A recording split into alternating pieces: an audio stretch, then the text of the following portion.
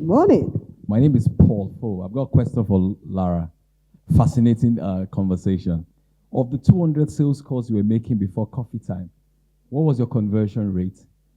That's one. Secondly, I really like what you did at the end of your speech with the call to action, with the code and connected to Centered, because we're all going to give your email list, our emails. That's fascinating call to action. I must applaud you for that. But what was your conversion rate? So conversion rate, at 23, I didn't even know what a conversion rate was. So it probably gives everybody hope in the room that you can be clueless, but trying, right? But if you think about it, I guess the story about Forte Hotel underpins persistence and politeness and that enterprise determination. And I got so much wrong. Had I targeted better, had I thought more in it, I think it is very relevant. It's slightly longer answer than I'd like, but 9 years in, we were making £664,000 profit a year. I then went on a business course called the Business Growth Program at Cranfield. 8 years later, we were making £3.3 million profit. So keep educating. That's how you improve your conversion rate. Fantastic. Yeah. Thank you. You're welcome. I really do like that. Absolutely. Keep educating. More questions, please. Yes, please.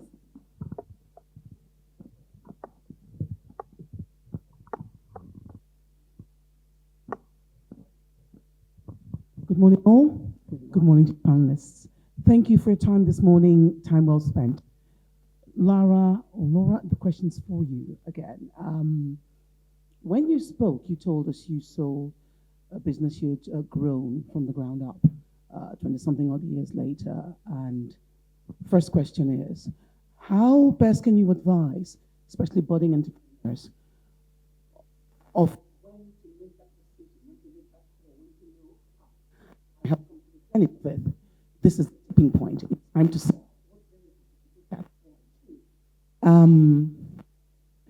Looking at the type of business we have now, the stage has changed, the stage of AI, segmentation, branding, ideation, do you think it's better got more if you had gotten a business today as a young'un versus then when you did? Do you think with tech you could have achieved more? And would you have possibly sold for more as well? So in reverse order, I don't think you can answer the second question because we don't know how fast things are changing. And I suspect many of the same rules apply about authenticity, humility, and determination, and bloody hard work, and numerous other things, right? On the first one, in terms of exit, I worked my arse off for 17 years with everything at risk. And we went through September the 11th, where I had to put up my house as collateral. I'd never taken a dividend in the business at that point. We were 12 years in. I had 2 small children. I was pregnant with the third. So I actually failed to exit in 2004, but I learned a great deal from failing to exit. And the only reason I was planning to exit, it was security for my children. So that was my driver. I was very lucky, disconnected, longer story, that I didn't exit then, and I exited 4 years later. And that was a more considered decision about, I had a private office at Four Seasons Hotel that they paid for. I was the #1 global provider in my industry. I had brand licenses and was manufacturing for Bulgari, Penhaligon's, Asprey, Emenegildo, Zend. I was kind of getting bored of what I was doing. And if you can't be 100% passionate, change it. So now I invest in wellness companies, and I feel really privileged that I can take some of that experience, and actually I have a bigger ambition now that I have a tiny bit of knowledge. I could become quite dangerous potentially and do something meaningful and lasting about purpose, which is what my brand Centered is about. Thank you. Thanks so much. Thank you so much. Yes, please.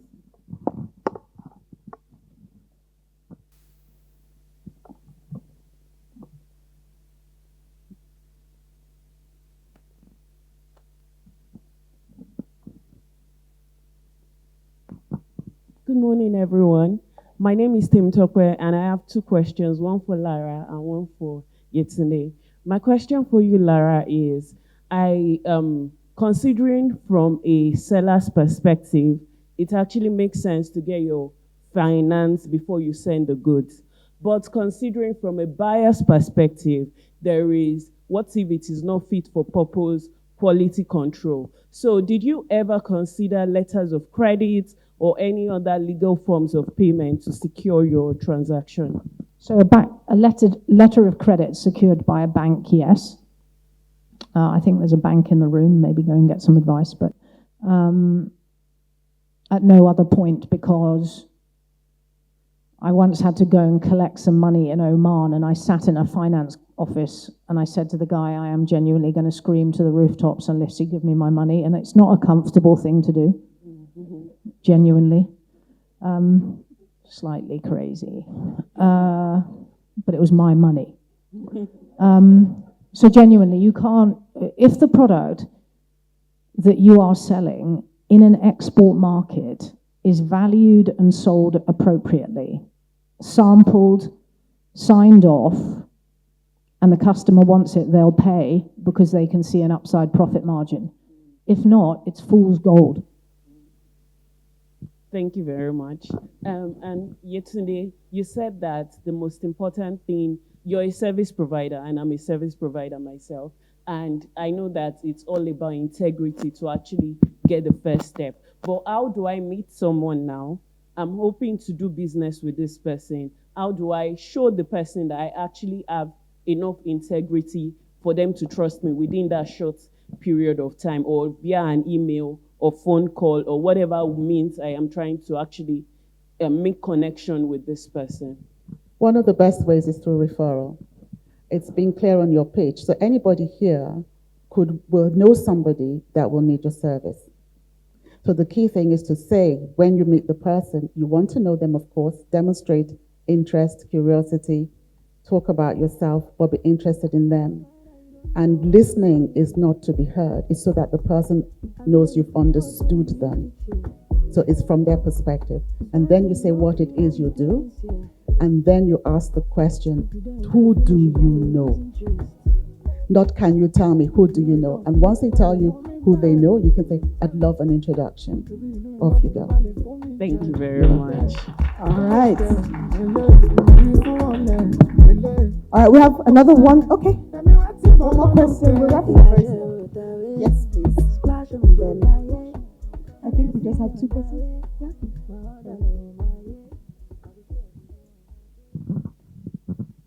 I think they're finding the topic engaging. Thank you. Good morning, everybody. Yetunde, the question is for you. You spoke a lot about strategies around different things. Is it possible you give us some strategy on how you identify and optimize your superpowers? Thank you. Thank you. Well, the first thing is you've got to look at what you love to do. Not necessarily what you're great at, but what you love. Point one. The second point is, what are you great at? Because I know I'm great at developing people. But I don't necessarily love, even though I'm also good at it, dealing with trade unions and employee relations. I don't. So you want to look at what you're great at, as well as what you love. And then you leverage that. One, if you're not sure, ask those 4 or 5 people that you really trust, and you ask them, when have you seen me at my best? What was I doing? What did I say? And wait for this. And how did you feel? That will tell you your strengths. So when you combine those, you write them down, then you journal. At the end of each week, remember, when was I at my greatest? When was I at my best? Which strength did I leverage? That reminds you. Then you start to build the bank of your superpowers, and you can leverage that. And that will have you stand out.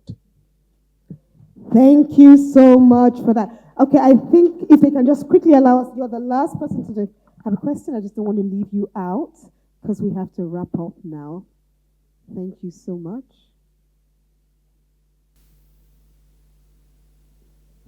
The Morning. Good morning. Good morning, everyone. My name is Kemi, and I'm a social worker by profession, a social worker with adults. So this question, I have one for Lara and one for you today. So I just want you to look at your 23 years old self and think of someone with, I usually advocate for people with disability. So think of someone with a hidden disability or even physical disability and actually trying to get into that area you were trying to break into. What would you tell such a lady?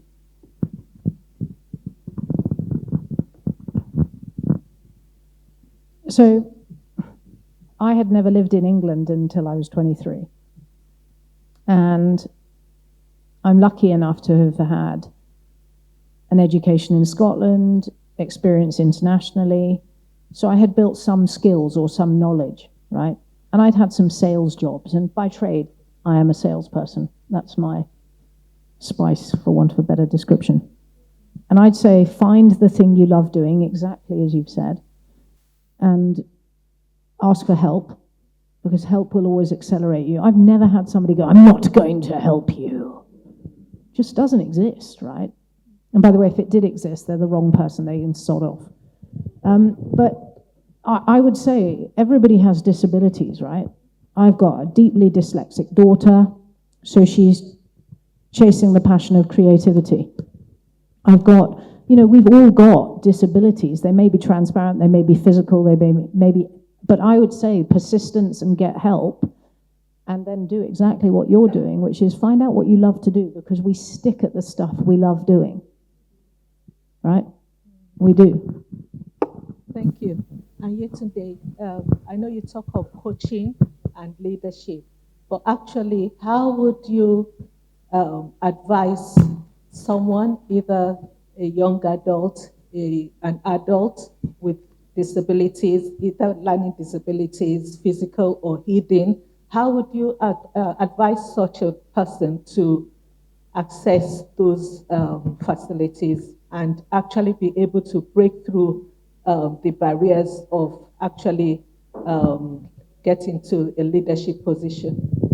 And bearing in mind that even here, there are lots of tools in place, but even many are still lip token service. So how does such, and not to talk of getting into speaking globally now, there are different levels at which each country has support for people with disabilities. So how would you advise such a person? Thank you. First of all, it depends on the disabilities. What do I mean by that? A lot of people, and particularly women with physical disabilities, find themselves at the very bottom of the food chain. And if you're black and female and have a disability, it's terrible. And Nigeria is also one of the countries that doesn't pay attention to people with disabilities. And we live in the country that's such as well, in the UK. So what I do say to young people with disabilities, first of all, not every disability is visual. And what you have inside of you can sometimes help you. So I am a recovering breast cancer survivor. And my confidence was so low, but I take my fan everywhere with me now because I use it as a side effect of the drugs I take. That's one thing. You have to believe in yourself, no matter what disability you have. Secondly, ask for help. What is happening now with the awareness with women leaders like this and all the leaders, it is going up. The fact that you've asked this question, there will be a handful of people that will say, how can I help you? Somebody knows somebody. We've got to ask. But for each young person that I talk to and I mentor, and I do speak in schools as well, you've got to believe in yourself. And in your disability, you have something to offer. Let's find that and let's have it flourish. So you're doing a great job, and thank you for asking the question. Thank you. Wow. Thank you so much, Lara and Yetunde, tying this all together. I'm so sorry, we don't have any more time for questions. Thank you. All right, tying this all together, just a moment. So, ladies and gentlemen, where are you with your business? Are you still local? What are you doing about building connections? Everything that Lara and Yetunde spoke to is really about building connections identifying you, and really recognizing where you want to be. So I say, in reflection, it's not always about the money when we're talking about building connections, expanding our shores. It's not always about the immediate financial gains. Why are we here? A few people asked me, Wimbe's conference in London? What is it all about? They saw the flyer, they saw the topic, they saw the title. They still ask, so why are we here? You're here to build connections wherever you are in the world, virtually and physically, for personal development, professional growth, business development.